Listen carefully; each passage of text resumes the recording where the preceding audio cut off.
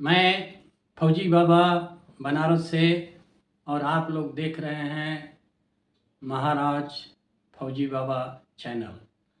आज मैं इस वीडियो में कुछ बिंदुओं पर आप लोगों से चर्चा करूंगा, कृपया ध्यान दें। पहला पॉइंट्स जो आजकल आ रहा है और वो है हमारे जो राष्ट्रपति अमेरिका के हैं ट्रम्प साहब, जिसको आप लोग अच्छी तरह से जानते हैं। एलन मस्क के साथ में जो चर्चाएं हो रही हैं और भारत के बारे में भी चर्चाएं हो रही हैं। अगर वास्तव में देखा जाए तो ये दो लोग, एलन मस्क और भारत, मिल करके ही इनको जो है जिताया गया है, इसमें दो राय नहीं है। क्योंकि अगर आप ध्यान देंगे तो अपने आखिरी वक्तव्य में यानी भाषण में उन्होंने बांग्लादेश के हिंदुओं के बारे में बात किया था और उससे पहले भी हमारे प्रधानमंत्री जी के साथ उनका अच्छा संबंध था। लेकिन जब वो गद्दी पर बैठ गए यानी राष्ट्रपति बन गए तो उनका जो व्यवहार था वो सर्वविदित है।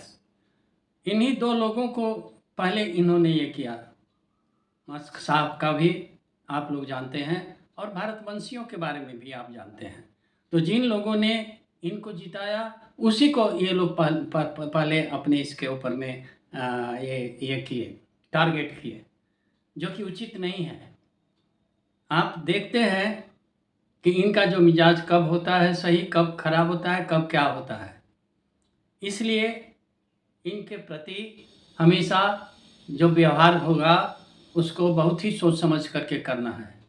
क्योंकि किसी को पागल कह देना, किसी को अनसठ बातें कर देना, ये उनकी एक तरीक़ा से कहूँगा कि आदत बन गई है, जो कि किसी के भी हक में ठीक नहीं है, अमेरिका के भी हक में ठीक नहीं है। और ये अगर हम देखें तो हम लोगों ने प्रयास किया था कि अच्छा इनके साथ संबंध रहेगा, लेकिन वैसा हुआ नहीं।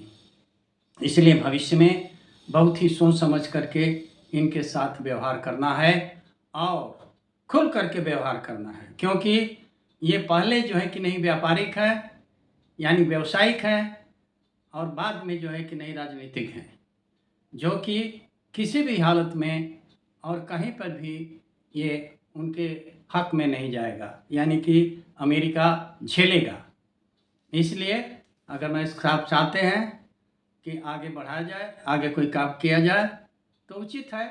नहीं तो अभी पता चला है कि आपस में प्रेम भाव का कदम बढ़ाएं, ठीक है जैसा हो रहा है, लेकिन भारत को उनके बहुत ही सोच समझ करके ही कदम उठाना है। क्योंकि जो घटना घटी है और जो जिस तरीके से पाकिस्तान के तरफ वो लोग कर रहे हैं और उनके तरफ उनका झुकाव है, वो हम लोगों के लिए सही नहीं है। इस पर ज़्यादा ध्यान देना आवश्यक है। दूसरा पॉइंट आ रहा है कि क्या वास्तव में पाकिस्तान एक एटॉमिक एनर्जी वाला या एटम बम वाला देश है? ये ऑपरेशन सिंदूर के बाद में खुलासा हुआ है, पहले भी खुलासा हो चुका है, कई लोग भी बोलते रहे हैं।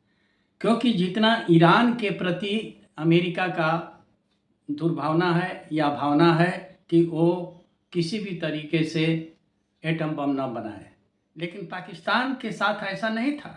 और यहीं पर संदेह उत्पन्न हो रहा है कि क्या वास्तव में पाकिस्तान एक एटॉमिक एनर्जी वाला, एटॉमिक बम वाला देश है, जैसा कि वो कह रहे हैं कि दो एटॉमिक एनर्जी वाले लोग एक दूसरे पर बम बरसाने वाले थे, इसलिए बीच में ट्रम्प साहब आए और सीज फायर कराए। खैर, इसके ऊपर मैं बहुत ज़्यादा बात नहीं करना चाहता। तीसरा पॉइंट ये मैं कहना चाहता हूँ कि जो आपका यूक्रेन और जो युद्ध चल रहा है रशिया के बारे में, ये भी सर्वविदित है और बहुत लंबा खींच गया है।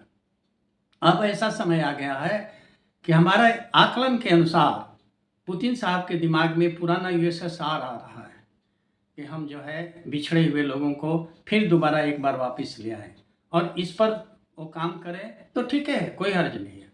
यूक्रेन को अगर ये आपस में अपने में नहीं मिलाएंगे या उसके ऊपर इनका वर्चस्व नहीं बना रहेगा तो यूक्रेन हमेशा परेशान करता रहेगा, जिस तरीके से हमारे पाकिस्तान जो है कि नहीं हमारे साथ करता रहा है।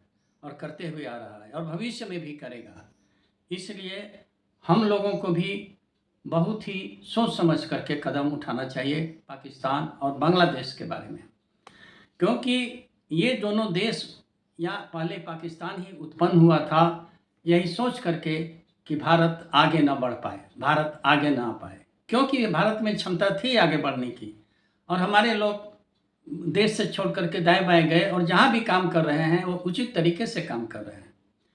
क्योंकि हम लोग जो है हमेशा से सभ्यता के तरफ ज़्यादा झुकाव रहा है और सभ्यता की तरफ, मानवता के तरफ बहुत ही ज़्यादा झुकाव रहा है। यही कारण है कि जब कभी भी किसी के ऊपर आपत्ति आती थी, जैसे पोलैंड के लोगों को आया था और जाम साहब ने उनको मदद किया था, तो हम लोग हमेशा से मदद करते हुए आए हैं। लेकिन इसका जो है लोगों ने गलत तरीके से फ़ायदा उठाया और हम लोग परेशानियों में रहे, जो कि इतिहास के पन्नों में है, जिसको कि आप लोग जानते हैं। मैं इसके ऊपर ज़्यादा बात नहीं करना चाहता हूँ। लेकिन जो एक हम लोग नीति अपना रहे हैं कि शांति बनाए रखें ताकि अन्य बाहर से लोग हमारे पास में आए और अपना कंपनियों को आगे बढ़ाएं और यहाँ निवेश करें।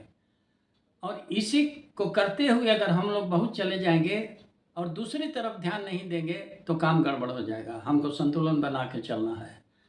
रह गई बात कि बांग्लादेश, तो बांग्लादेश के तरफ हम लोगों का जो एक पहले मौका मिला था, हम हमेशा मौका खोते जा रहे हैं। अभी भी वहाँ की प्रधानमंत्री को मानिए, पूर्व प्रधानमंत्री करने की ज़रूरत नहीं है। अब आप देखिए कि यूनुस साहब, आप देख रहे हैं कि किसी ने बैठा दिया और वो आराम से अपना ये कर रहे हैं। किसने बैठाया, क्या हुआ, इसके डिटेल में जाना होगा। क्या हम लोग वो चीज़ नहीं कर सकते हैं कि जो चुनाव की गई हैं और जो वहाँ की प्रधानमंत्री रह चुकी हैं हसीना जी, उनको हम दोबारा वापस बांग्लादेश में नहीं बैठा सकते हैं। जरूरत पड़ता है कि हमको सैनिक कार्रवाई करना पड़े तो कोई हर्ज नहीं है, करना चाहिए। नहीं तो ये घाव है और हम लोग घाव पालने में बहुत ही प्रवीण है, यानी पालते ही रहते हैं और जब नासूर बनता है तब जगते हैं। ये सोचने की आवश्यकता है। ये मैं आखिरी बिंदुओं पर बात करना चाहता था और वो था हम लोग कहाँ खड़े हैं इन परिस्थितियों में, इन स्थितियों में। और बहुत ही ज़रूरी है क्योंकि चीज़ें बहुत फास्ट तरीके से चल रही हैं और इस पर अगर हम लोग ध्यान दे करके कदम नहीं बढ़ाएंगे तो काम गड़बड़ हो जाएगा। अगर एक तरफ हम देखते हैं और दूसरी तरफ नुकसान हो रहा है तो हम लोगों को संतुलन बनाने के लिए काम करना पड़ेगा। जैसा कि कहा जा रहा है कि सिंदूर को ख़त्म नहीं किए हैं, अभी उसको रोका गया है। ठीक है, कोई हर्ज नहीं है, जब ज़रूरत पड़ता है तो उसका इस्तेमाल किया जाए। लेकिन सिंदूर के अलावा जो हमारा नज़दीक बांग्लादेश है वो परेशान कर रहा है और परेशान इतना कर देगा कि हम लोगों के लिए बहुत बड़ी समस्या उत्पन्न हो जाएगी। इसलिए तत्काल शांतिमय ही ढंग से पहले हम लोग इसको करें और शेख हसीना जी को दोबारा वहाँ का प्राइम मिनिस्टर बनाया जाए और बाकी ये बात में जो सोचा जाएगा, जो कदम उठाया जाएगा, उसके बारे में मैं बाद में चर्चा करूँगा। लेकिन इन कुछ बिंदुओं पर हमने बात किया है, उसके ऊपर आप लोगों का तो विचार चल ही रहा है। लेकिन मैं भी अपना विचार यही कर देना चाहता हूँ कि ट्रम्प साहब से सावधानी से काम लेना है। दूसरा, यूक्रेन युद्ध के अंदर में रसिया को तुरंत जो है यूक्रेन के ऊपर कब्जा करना चाहिए। जो हाँ मेरा विचार है, ये व्यक्तिगत विचार है, इसलिए कि हम लोग झेल चुके हैं और झेल रहे हैं और हमेशा यूक्रेन परेशान करता रहेगा। और यूएसएसआर की बात कर रहे हैं तो उसके ऊपर वो सोचें और विचार भी कर सकते हैं। इस स्थिति में हम लोग कहाँ खड़े हों तो इसके बारे में भी हम लोग को सोचना पड़ेगा। जो कि RIC की बात हो रही है, रूस, इंडिया, चाइना, मैं इसको रिचा बोलता हूँ। रिचा से अच्छा तरीक़ा से हम लोग सब सोच सकते हैं, समझ सकते हैं। रिचा का मतलब होता है वही चीज़, रूस, इंडिया, चाइना। मैं इसके ऊपर बाद में बात करूँगा। लेकिन तत्काल जो हमारे नज़दीक समस्या है वो है बांग्लादेश। इसके ऊपर में बहुत ज़रूरी है और तत्काल इसके ऊपर में हम लोग को कदम नहीं उठाएंगे तो धीरे धीरे करके वहाँ पर अन्य लोग आएंगे और बाद में वहाँ से इनको हटाना या इनको पुनः स्थापित करना हमारे लिए एक बहुत बड़ी समस्या हो जाएगी। इसलिए इस पर तत्काल करने का विचार है। यहीं पर मैं समाप्त करता हूँ और अच्छा लगे वीडियो तो कृपया आप लोग सब्सक्राइब करें। जय हो, जय हो, जय हो।